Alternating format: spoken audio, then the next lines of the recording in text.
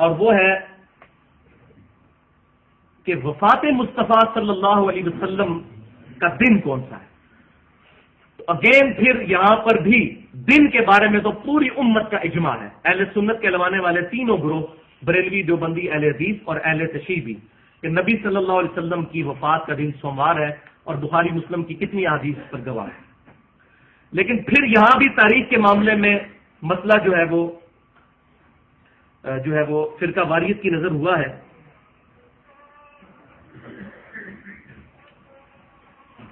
وفات والا جو معاملہ ہے اس کے بارے میں نے بتایا کہ دلائل النبوہ امام بہقی کی جو کتاب ہے اس کے آخری چیپٹر میں 200 احادیث صرف آپ صلی اللہ علیہ وسلم کی وفات کے بارے میں اور آپ صلی اللہ علیہ وسلم کے ان بیماری کے ایام میں جو آپ کے فرامین ہیں اس پر مشتمل ہے. تو اب یہاں یہ بات سمجھ لیں کہ بعض لوگ بیچارے انجانے میں نبی صلی اللہ علیہ وسلم کی وفات کا دن 12 ربیع الاول سمجھتے ہیں، اور یہ بھی تاریخ کی کتابوں کے گل ہیں جو کھلائے گئے ہیں. اس کی وجہ سے امت کو فرقہ واریت کی آڑ میں خمیازہ بھگتنا پڑ رہا ہے، اور کہا جاتا ہے جی 12 وفات کا دن ہے. وہ آگے میں انشاءاللہ بتاؤں گا بھی اس کی وجہ سے کتنی ایگزیجریشن پھر کی جاتی ہے دونوں طرف سے. تو 12 ربیع الاول وفات کا دن نہیں ہے. اگر ہم اس کو آپ صلی اللہ علیہ وسلم کی وفات کا دن مانیں تو صحیح بخاری اور مسلم کی کتنی احادیث کا انکار لازم آ جائے گا. وہ چھوٹی سی چیز ہے وہ آپ کو سمجھا دیتا ہوں کہ دیکھیں رسول اللہ صلی اللہ علیہ وسلم نے اپنا جو آخری حج فرمایا ہے جس کو ہم حجۃ الوداع کہتے ہیں وہ 10 ہجری میں فرمایا ہے، اور یوم عرفہ والے دن 9 ذی الحجہ کو جمعے کے دن آپ صلی اللہ علیہ وسلم نے اپنا آخری خطبہ دیا ہے حج کا 10 ہجری کے اندر. اس کے بعد ذی الحجہ کے بعد آیا محرم، پھر سفر اور پھر ربیع الاول، اور ربیع الاول میں نبی صلی اللہ علیہ وسلم کی وفات ہو گئی. اس میں بھی اجماع ہے پوری امت کا کہ آپ صلی اللہ علیہ وسلم کی وفات ربیع الاول پہ ہوئی ہے، اور اس پہ احادیث بھی موجود ہے. دلائل النبوہ امام بہقی کی اس کے اندر موجود ہے. لیکن دن وہاں بھی مینشن کوئی نہیں ہے، دن کہیں مینشن نہیں ہے. یہ صرف فرقہ واریت کی نظر ہوا ہے کہ دن پروپیگیٹ کرنا شروع کیا جی 12 وفات ہے، اس دن تو غم منانا چاہیے، خوشی نہیں منانی چاہیے. یہ ایک لانا معاملہ ہے. کسی کو غیر شرعی حرکات سے روکنے کا یہ غیر علمی طریقہ ہے، یہ بالکل غیر علمی طریقہ ہے. پازیٹیولی چیزوں کو ایڈریس کرنا چاہیے. تو آپ صلی اللہ علیہ وسلم کا جو آخری حجۃ الوداع کا خطبہ ہے وہ 9 ذی الحجہ 10 ہجری کے اندر جمعے کے دن ہوا. اس کے ثبوت پر یہ حدیث سن لیں. صحیح بخاری کے کتاب الایمان چیپٹر میں 45 نمبر حدیث، اور صحیح مسلم کے کتاب التفسیر چیپٹر میں 7527 نمبر حدیث. ایک یہودی سیدنا امیر المؤمنین عمر فاروق رضی اللہ تعالیٰ عنہ کی خدمت میں حاضر ہوا اور کہنے لگا کہ اے مسلمانوں کے امیر، آپ کی اس کتاب کے اندر ایک آیت ایسی ہے کہ اگر ہم یہودیوں پر نازل ہوتی ہم اس دن کو عید کے طور پر مناتے. تو آپ نے پوچھا وہ کون سی آیت ہے؟ تو وہ کہنے لگا کہ وہ آیت سورۃ المائدہ کی آیت نمبر 3، الیوم اکملت لکم دینکم واتممت علیکم نعمتی ورضیت لکم الاسلام دینا. آج کے دن ہم نے تمہارے لیے تمہارا دین مکمل کر دیا، تم پر اپنی رحم نعمت تمام فرما دی، اور اسلام کو ایز اے ریلیجن تمہارے لیے پسند کیا. تو سیدنا عمر نے بڑا انٹلیکچوئل جواب دیا.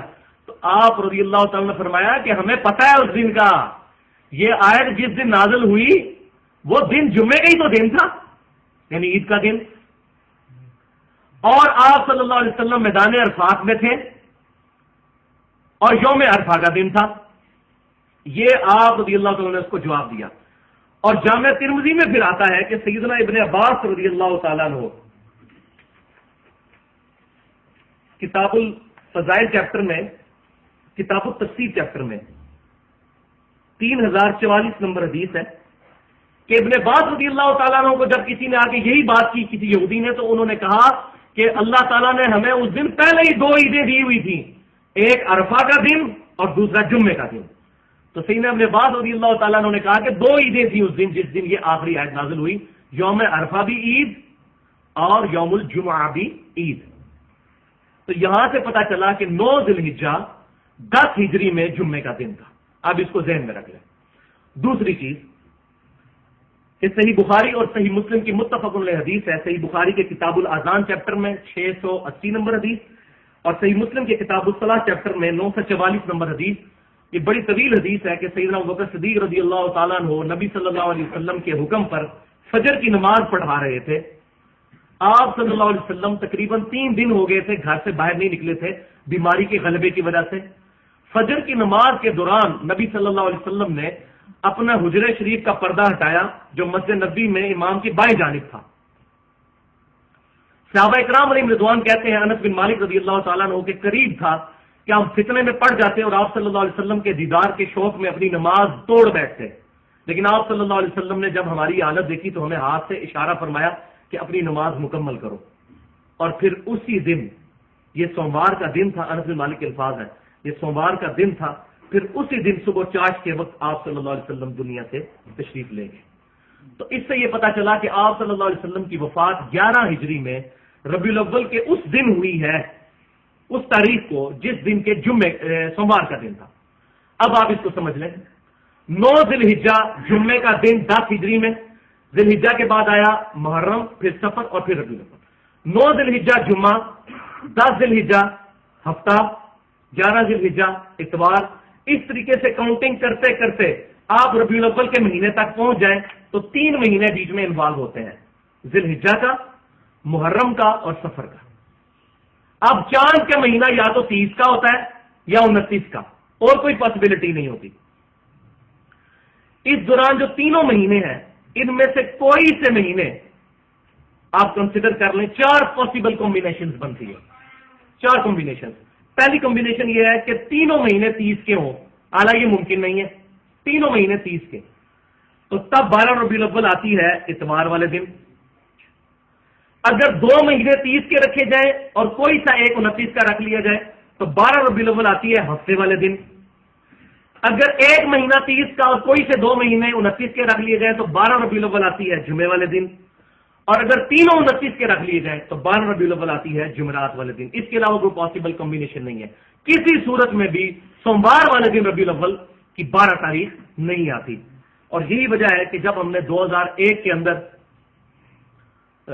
5 جون 2001 اور 12 ربیع الاول 1422 ہجری میں ایک ریسرچ پیپر لکھا تھا کہ 12 ربیع الاول رسول اللہ صلی اللہ علیہ وسلم کا یوم وصال نہیں ہے. یہ آج بھی ہماری ویب سائٹ کے اوپر رکھا ہوا ہے ahlsunnatpak.com کے اندر. تو یہ ریسرچ پیپر پورے پاکستان کے اندر تمام بریلوی دیوبندی اہل حدیث علماء تک گیا. انہوں نے اس کو کنسیڈر کرنے کے بعد تمام نے یہی کہا کہ واقعی یہ بات ٹھیک لکھی ہوئی ہے. اگر ہم 12 ربیع الاول کو وفات مان لیں تو بخاری اور مسلم کی ان احادیث کا انکار لازم آئے گا. لیکن مسئلہ وہی ہے کہ پھر یہ معاملہ جو ہے وہ فرقہ واریت کی نظر ہو جاتا ہے. تو اب اس پہ میں وہی جملہ بولوں گا جو اللہ تبارک و تعالیٰ نے سورۃ الانفال میں ارشاد فرمایا کہ جو ہلاک ہوا دلیل سے ہلاک ہوا اور جو زندہ ہوا دلیل سے زندہ ہوا. تو بات علمی انداز میں کنوے کرنی چاہیے. فرقہ واریت کی نظر سے اگر کریں گے تو پھر اختلافات میں اضافہ ہوگا، کمی